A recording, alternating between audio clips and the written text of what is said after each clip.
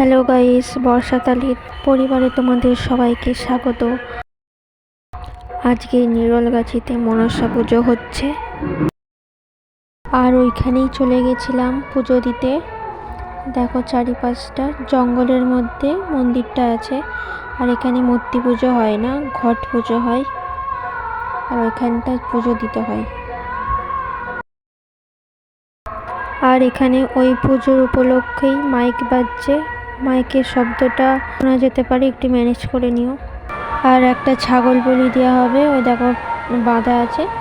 আর এটা হচ্ছে ঠাকুর, ঘট পুজো হয় প্রথমেই বললাম। আর রাস্তার ধারে মেলা বসে, খুব একটা এবছরে আসেনি মেলা, খুব কমই এসছে মেলা।